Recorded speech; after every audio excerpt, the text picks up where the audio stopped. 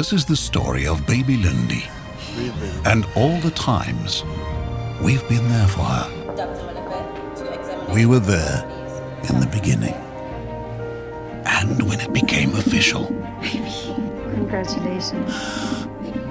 We were there for Mom every day. We were there when big sister-to-be did There's this. like 3 beads. She's been... It's 2. It's 2 beads. When Dad did this. Cheers, madame. And when this happened, we were there too. So here we are. Baby Lindy will be born in exactly 10 minutes. Which is why we've organized an ambulance. Just breathe, Dad. To help get them to the hospital on time. We were there for baby Lindy. And we will be there for you.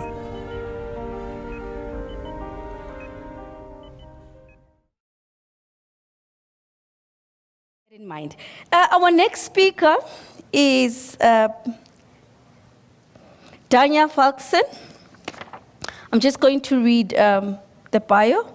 Danya is a registered dietitian from the University of Pretoria, qualified in 2019. She is passionate about the field of nutrition, which led her to study further in nutrition and genetics, nutrition for hormone health, and nutrition therapy for fertility. Danya works in private practice and has a special interest in nutrition therapy for fertility. Her advice and support for clients are grounded in evidence-based research and tailored to each individual's needs. Danya's goal is to empower individuals and couples by helping them to optimize their nutrition and overall well-being so they can improve their chances of conceiving and achieving their reproductive goals. Good morning, ladies and gentlemen. My name is Danya Falkson. I'm so excited to be a part of this important exhibition and also humbled knowing that you have taken the time out of your lives to learn something new. I hope that the knowledge I share with you today helps you to feel empowered as you continue on this meaningful but often challenging journey.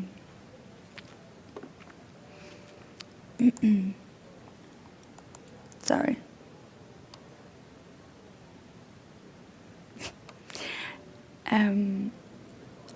It's not the correct presentation. I think so.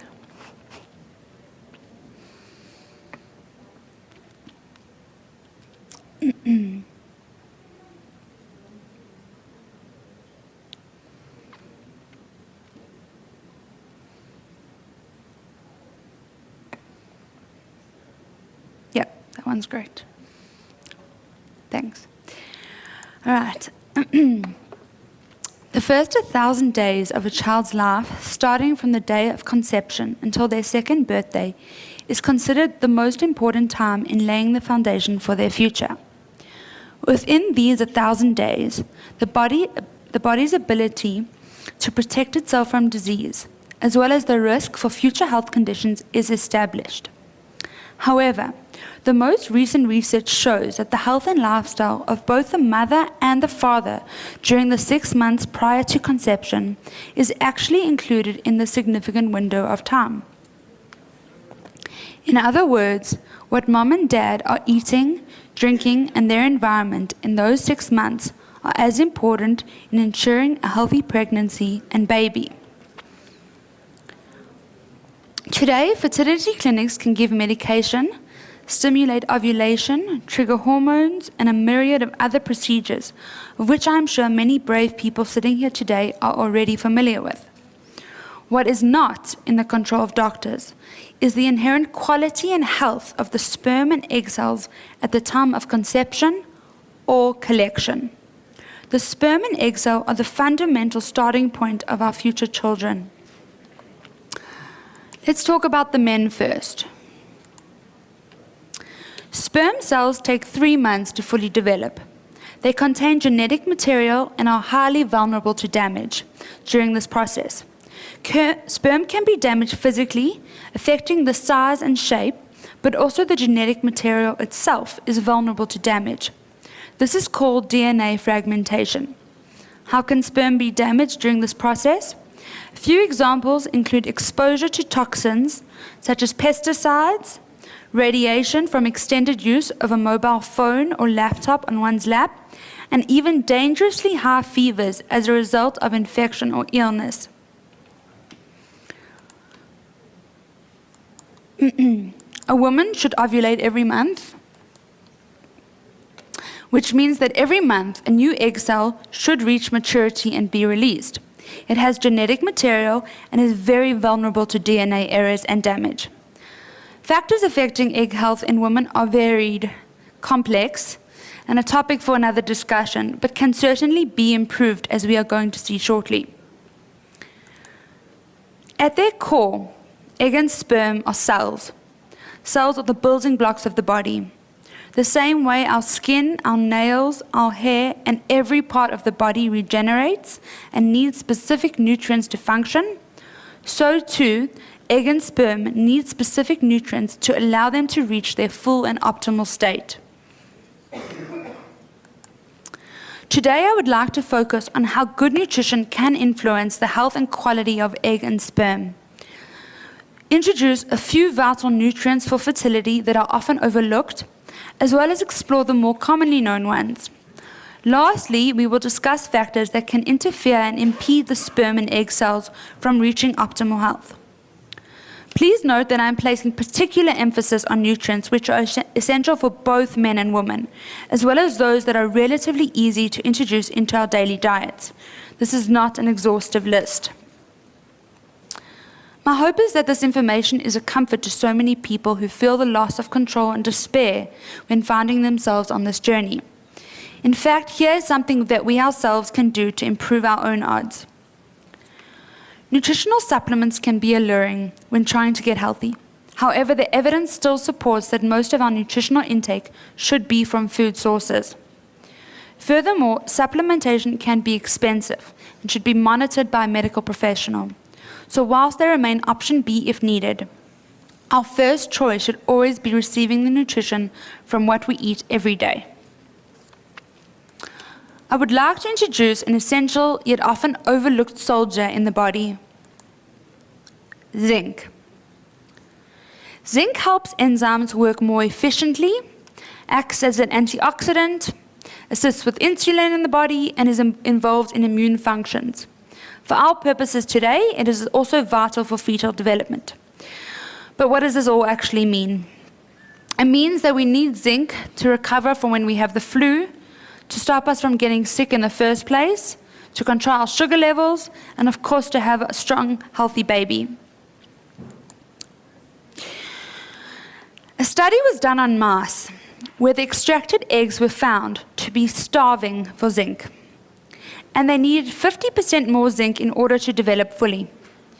Giving zinc at this stage quite literally flipped a switch, allowing the eggs to reach full maturity. A study done in Australia of 1,000 women discovered that women with lower intake of zinc took longer to conceive. So we know that zinc is important for women. Let's discuss now how it affects men. Zinc is essential for sperm count, DNA, as well as protecting sperm from stress and damage. In other words, it is vital in ensuring the strength and health of the sperm. But high doses of zinc supplementation has not been proven beneficial for either men or women. So what do? Zinc is found in seafood, particularly oysters, fish, poultry, red meat, and eggs.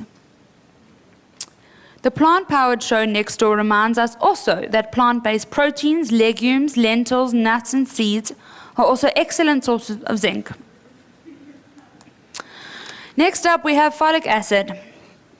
Folic acid is known to be essential for women trying to conceive, as a folate deficiency can result in neural tube defects in pregnancy. It is common practice today for this reason that many women start taking folic acid prior to pregnancy. However, emerging evidence has shown that it is also important in ovulatory function. In other words, folic acid is not only important for preventing neural tube defects, but also for vital for regular, timely ovulation. Switching over to the men, What is less known is that folic acid is essential in the development and maturation of sperm cells. But there is limited evidence that supplementation for men is even beneficial. So once again, our diet and daily intake becomes of vital importance. Food sources for folic acid are leafy green vegetables such as spinach and broccoli, asparagus, legumes and lentils, nuts and seeds, whole grains, and fortified breakfast cereals. However, researchers found that certain people have either reduced absorption of folic acid or actually need more than recommended. Both men and women who are severely overweight, those who have undergone bariatric surgery, those who have diabetes, who have a genetic mutation, or have Crohn's or celiac disease, may actually need more folic acid than the average person. Supplementation in these cases would be unique and monitored carefully by a doctor. But again, we need to make sure that the diet is filled with these foods to ensure that adequate folic acid for sperm and egg cells to thrive.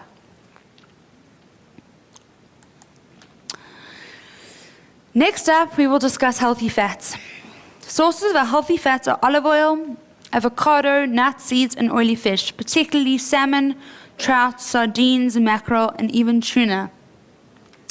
Healthy fats help to combat inflammation and damage to sperm and egg cells, and omega-3s in particular have proven to be an excellent anti-inflammatory nutrient. A study was done in the US that looked at 500 couples who were trying to conceive. After 12 months, the study found that of the couples consuming, on average, 2 oily fish meals per week, 92% had fallen pregnant. This was in comparison to 79% of couples who fell pregnant who were consuming less than 2 oily fish meals per week. So, take some salmon fillets with a bit of salt, pepper, and olive oil in the oven, add some roasted veggies and brown rice, and you have a delicious and nutritious protein-packed meal. If fish doesn't work for you, studies have also shown that walnuts are an excellent source of plant-based omega-3. A diet rich in omega-3 sources has also shown to prolong reproductive function in women older than 35.